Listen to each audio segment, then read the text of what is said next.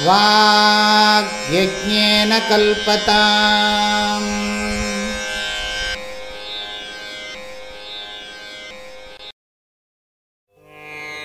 ओम निर्वाण मंजरी। अहं नामरो नैव मर्त्यो न दैत्यः न गन्धर्वयक्षः पिशाच प्रभेदः पुमान्नैव न स्त्री तथा नैव षण्ढः प्रकृष्टप्रकाशस्वरूपः शिवोऽहम्। अहं नैव बालो युवा नैव वृद्धः न वर्णी न च ब्रह्मचारी गृहस्थः वनस्थोऽपि नाहं न सन्न्यस्तधर्माः जगज्जन्मनाशैकहेतुः शिवोऽहम्।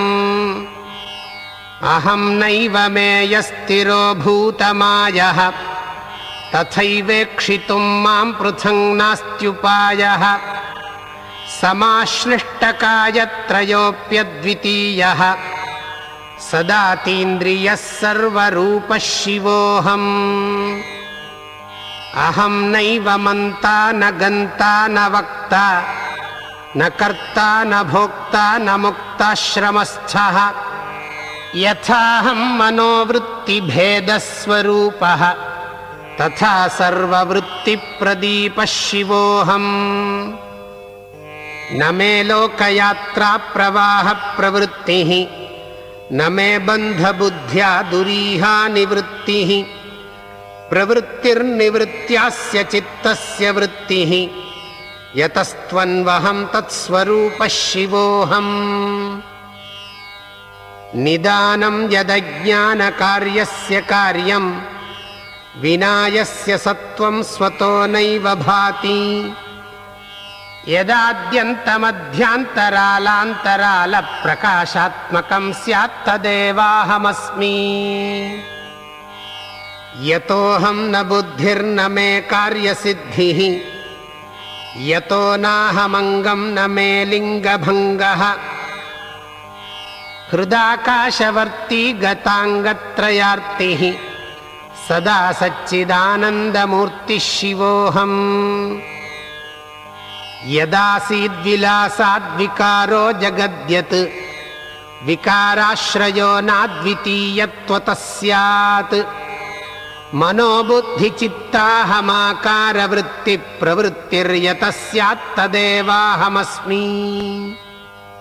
यदन्तर्बहिर्व्यापकं नित्यशुद्धं यदेकं सदा सच्चिदानन्दकन्दम् यतस्थूलसूक्ष्मप्रपञ्चस्य भानं यतस्तत्प्रसूतिस्तदेवाहमस्मि।